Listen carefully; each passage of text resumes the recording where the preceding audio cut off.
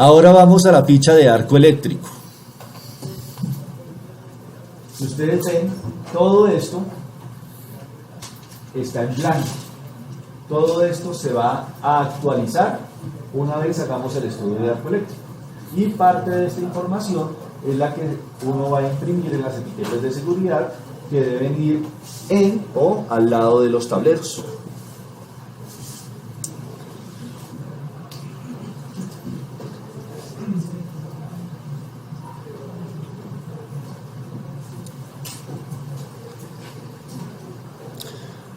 Algo importante para definir acá es la distancia de trabajo. Esta distancia de trabajo es muy importante para el cálculo de la energía que va a incidir sobre el cuerpo de una persona. Típicamente se trabajan dos niveles de distancia de trabajo. Una, que serían 45 centímetros, lo cual equivale a 1,5 pies. Ahí salen esos 45.72 centímetros. Y otra que es 60 centímetros, lo cual equivale a 2 pies. ¿Cuándo se trabaja una distancia y cuándo se trabaja la otra? Eso depende de las herramientas y de las condiciones de operación del sistema. Lo recomendable es que en tableros en los cuales no se tiene una energía radiada muy alta, es decir, switchboard, panelboard, se trabaja una distancia de trabajo mínima de 45 centímetros, y en tableros en los cuales se tiene una energía por arco eléctrico alta, los switchgear, se trabaje con una distancia de 60 centímetros. Finalmente, eso en la práctica, ¿dónde se ve? En los procedimientos de trabajo. En los procedimientos de trabajo. ¿Qué nos indica eso? Independiente de un tablero del otro, uno no debe ingresar. Básicamente, ahí lo que están diciendo es el tórax y la cara de la persona que está trabajando en ese tablero energizado, a qué distancia va a estar de las partes activas, es decir, de los barrajes del tablero. Un procedimiento que no es adecuado es acercarse mucho a esas partes energizadas, ya que si se produce un arco eléctrico, entre más cerca esté de la fuente de arco eléctrico, es decir, de los barrajes, pues mayor va a ser la energía que va a incidir sobre mi cuerpo. Entonces, en los procedimientos de seguridad, a las personas que trabajan en este tipo de tableros se les capacita para que trabajen con las manos estiradas. De pronto es un poco más incómodo que trabajar más cerquita, pero es más seguro. Entonces, a medida que el tablero es un tablero más potente, mayor corriente de arco eléctrico, la idea es trabajar más lejos de esos elementos energizados, de esas fuentes de arco eléctrico. Yo lo que he visto es que en las estaciones cuando están instalados los switchboard, hacen una línea roja y luego una línea amarilla. Y ahí están definidas las distancias de operación. Ahí están todas las distancias. ¿Sí? O sea, sería una 45 y la otra 60. No, o 45 o 60. O es switchboard, o es panelboard, o es switchgear, ¿cierto? Pues una sola. Distancia mínima de trabajo. Y aparte de eso, los otros son lo que son distancias de seguridad. Ya digamos qué es eso. Las otras distancias de seguridad.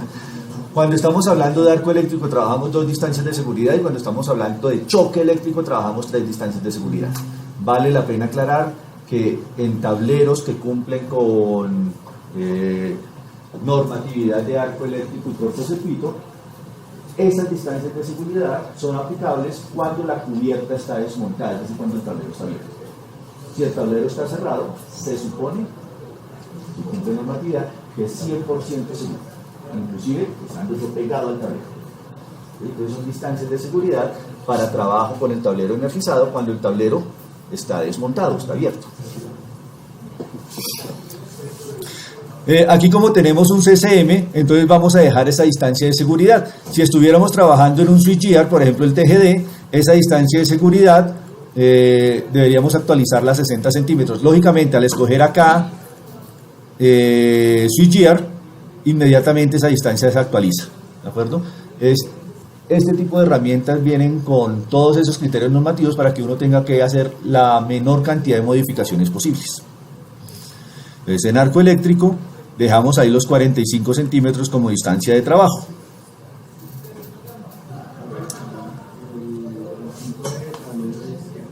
¿Perdón? Un MSC. Un rating, un MSC, porque es un centro de control de motores.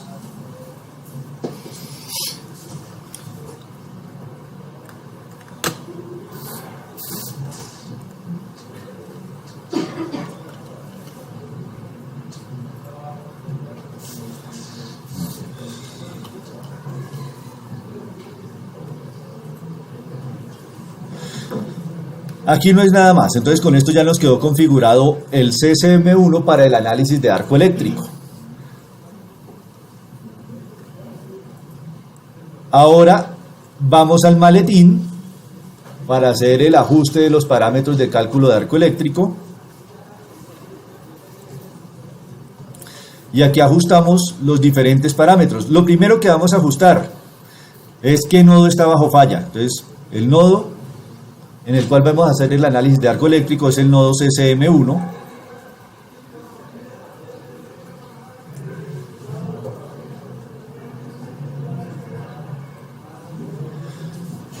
Vamos a la ficha de método. Aquí vamos a escoger qué método vamos a utilizar para ese cálculo de corriente de arco eléctrico y energía radiada por arco eléctrico. A nivel mundial hay dos normas en las cuales se especifican esos métodos de cálculo. La primera es la NFPA 70E y la segunda es la IEEE 1584.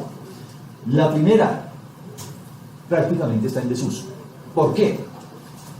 Esta norma hace cálculos de corriente de arco eléctrico y de energía radiada a partir de ecuaciones teóricas. IEEE ha desarrollado experimentos en tableros reales con corrientes reales y ha sacado datos a partir de esos ensayos. ¿Qué diferencia hay? Los datos a partir de ecuaciones teóricas, modelos de corriente de arco eléctrico, generan energías radiadas muy pero muy por encima de los modelos obtenidos a partir de ensayos.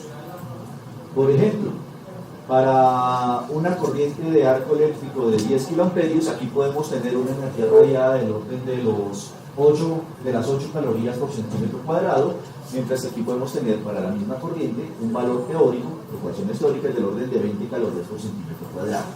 Es decir, una diferencia enorme. Realmente, ¿qué es lo más cercano a la realidad? Pues lógicamente los datos obtenidos a partir de ensayos.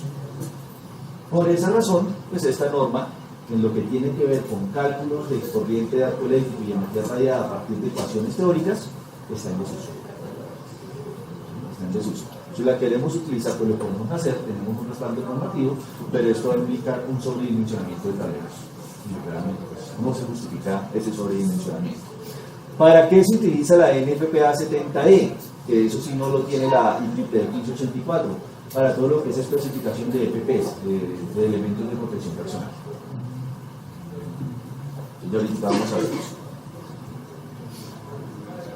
Entonces, por defecto, está seleccionada esta norma y realmente es la mejor opción para el cálculo de corriente de arco eléctrico y energía radiada. Como les comentaba, se espera que al final de este mes, octubre, se tenga la nueva versión de la IEEE 1584. Entonces seguramente cuando actualicen, cuando ya salga a la luz pública esta nueva norma, pues se actualizará este módulo de cálculo de arco eléctrico. Realmente estos fabricantes son muy rápidos en la actualización de estos módulos. Si la norma sale hoy, seguramente en 2-3 días hábiles ya tienen el módulo actualizado. Es decir, ellos ya están trabajando en esa actualización.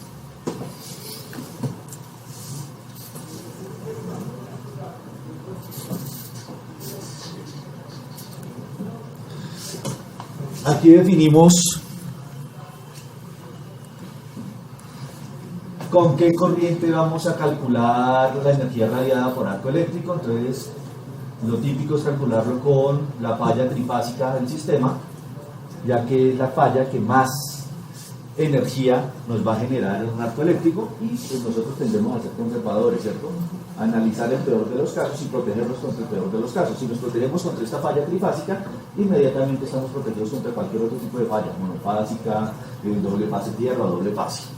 Y falla trifásica, pero ¿con qué corriente de esa falla trifásica vamos a trabajar? En este caso estamos diciendo que con el peor caso, es decir, con la corriente simétrica de medio ciclo. ¿Sí? La corriente de falla no es una corriente constante, aunque es una corriente sinusoidal.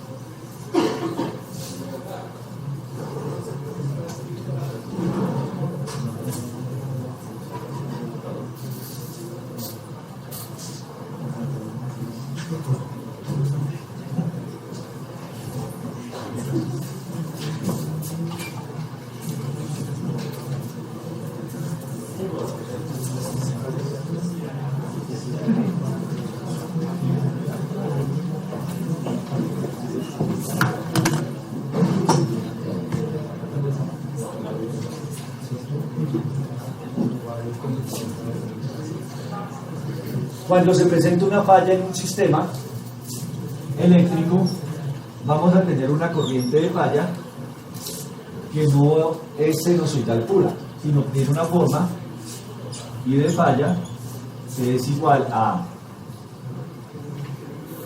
A, donde A es la amplitud de la corriente de falla, por E a la menos alfa t coseno de omega t más teta. Es decir, tiene una componente de C exponencial. La corriente de falla es de esta forma. Tiene una componente de C exponencial.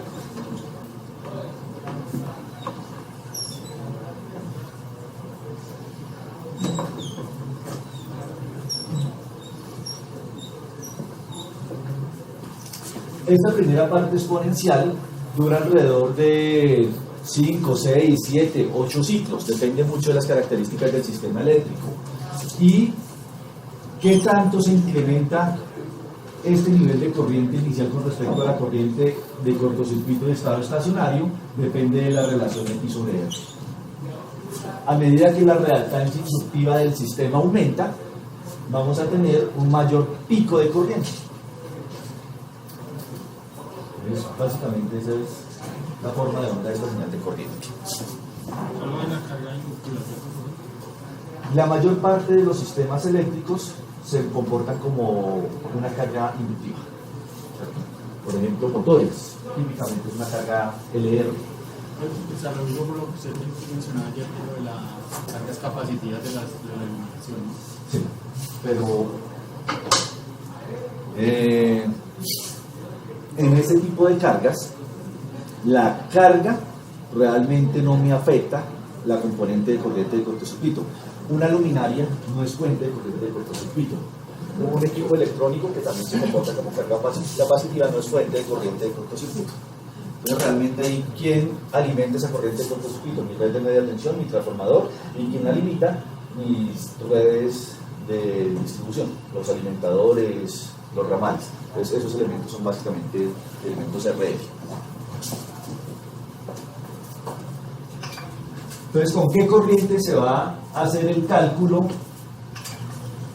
de corriente de arco eléctrico y energía radiada? Con la corriente trifásica, con la componente simétrica de medio ciclo, es decir, la corriente pico de nuestro sistema. Es un cálculo extremadamente conservador, pero recuerden que esto va enfocado a preservación de la vida y de la salud de las personas. Entonces vale la pena ser conservadores al extremo.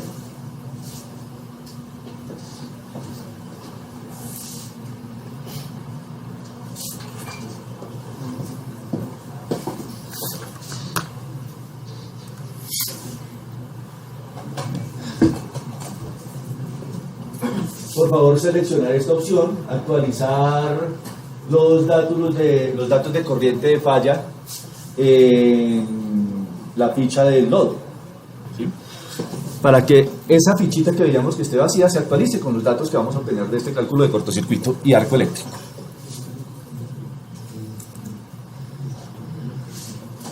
Algo muy importante para determinar cuál es la energía radiada es el tiempo de despeje de falla. La energía depende básicamente de dos parámetros: magnitud de la corriente, que se calcula a partir del estudio de cortocircuito trifásico, y el tiempo de despeje de la falla. Ese tiempo de despeje yo lo puedo ajustar de forma manual. Yo puedo decir acá, yo quiero decirle que el tiempo de despeje de falla es un valor que yo le voy a ajustar de forma manual en la ficha del nodo. Entonces, en la ficha del nodo donde dice protección, yo le digo cuál es la protección de ese nodo, de ese barraje, y cuál es el tiempo de operación de la protección en caso de cortocircuito. realmente no es algo muy útil si yo lo que quiero hacer es un estudio completo de coordinación de protección. Entonces, en ese caso, lo mejor es que se haga una selección automática de ese tiempo de despeje de falla a partir del estudio de coordinación de protecciones. Entonces, selecciono esta opción y voy a entrelazar coordinación de protecciones con arco eléctrico.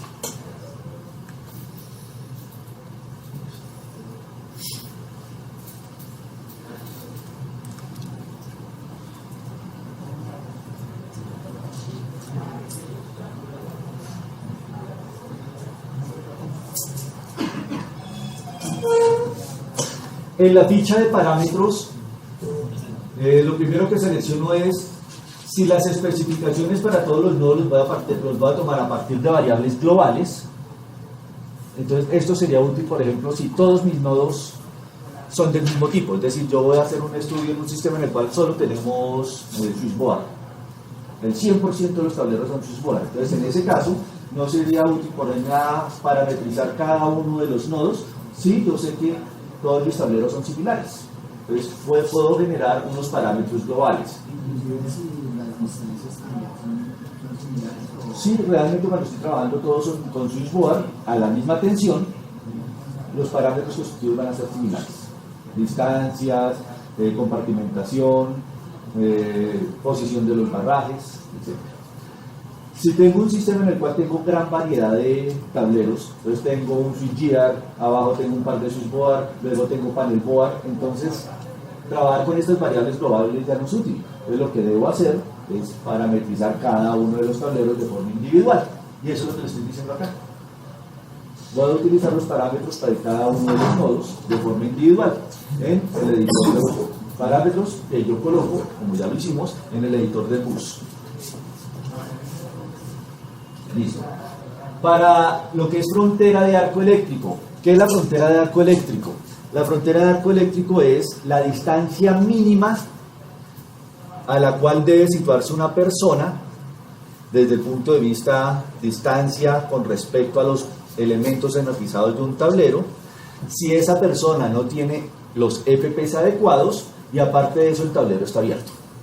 Es decir, se está trabajando en ese tablero, alguien está trabajando en ese tablero, desmonta o abre el tablero, por lo cual ya tenemos riesgo de que la energía que se presente en caso de arco eléctrico salga del tablero. Si hay una persona que no tenga los FPs adecuados, ¿cuál es la distancia mínima a la cual debe estar con respecto a esos barrajes energizados? Entonces, ¿esa distancia de qué depende? De cuál es la energía que yo acepto como segura, ya hablamos de que es ese segura, le puede llegar a la persona que no tiene los FPs adecuados. Por norma, estudios, y esa norma pues sale de estudios clínicos, se acepta que si a una persona le llega una energía de 1.2 calorías por centímetro cuadrado, ¿calorías es unidad de qué? De energía, ¿cierto? En el Sistema Internacional de Unidades, ¿qué unidades trabajaríamos? Lamentablemente, esta versión de ICAP no maneja energía con el Sistema Internacional de Unidades. No recuerdo si era la versión 12 o la versión 14, si estaba la opción de escoger calorías o joules. Una caloría equivale aproximadamente a 4.1 joules. Es decir, aquí estamos hablando del orden de 5 joules por centímetro cuadrado. Los estudios clínicos que dicen que si a una persona que tenga ropa de trabajo normal le llega a su cuerpo una energía de este nivel, 1.2 calorías por centímetro cuadrado o equivalente a 5 joules por centímetro cuadrado, va a sufrir quemaduras de primer grado, lo cual no es grave. ¿Qué es una quemadura de primer grado? Enrojecimiento de la piel, dolor temporal, ninguna afectación permanente. Entonces, eso es aceptado por la norma. No quiere decir que la persona que esté a esa distancia de seguridad no le va a pasar nada. Sí, sí le va a pasar, pero nada grave. Entonces en este caso la norma pues acepta ese nivel de daño a una persona que esté cerca. Yo puedo cambiar esa energía. Digo, no, es que a mí no me interesa que salga una persona quemada. Si esa persona se me quema, va a estar 2 o 3 días por fuera de trabajo y pues eso me cuesta más que gastar en mayor distancia de seguridad o mayor seguridad de diferente forma. Entonces yo puedo decir, no, para mi empresa la energía aceptada va a ser de 0.5 calorías por centímetro cuadrado. ¿Qué implica eso desde el punto de vista técnico? Mayor distancia de seguridad. ¿Qué implica eso? Pues seguramente mayor tamaño en los cuartos eléctricos. Si estaba pensando en un cuarto eléctrico que tuviera 2 metros de ancho por 5 metros de fondo y pasé de 1.2 a 0.5 calorías por centímetro cuadrado, seguramente esos 2 metros de ancho ya no van a ser 2 sino 3,5 para garantizar las distancias de seguridad pendientes a reducir la energía a ese nivel. Entonces ya pues es un criterio que digamos las personas encargadas de seguridad en las empresas los pueden tomar. Lógicamente cuesta. ¿Qué criterio realmente no es muy adecuado? Es decir, no, pues yo acepto que le llegue a esa persona 5 calorías por centímetro cuadrado, es decir, casi 20 joules. Eso ya es una quemadura casi de 3er grado. Pues técnicamente no sería correcto. Por norma, dejémosle en 1.2 calorías por centímetro cuadrado, ¿cierto? Sigamos la norma. De acuerdo a los niveles de energía incidente, nosotros podemos escoger cuáles son los elementos de protección personal adecuados para trabajar en esos tableros de manera energizada. Entonces, hay diferentes versiones de la norma. Por ejemplo, la norma del 2004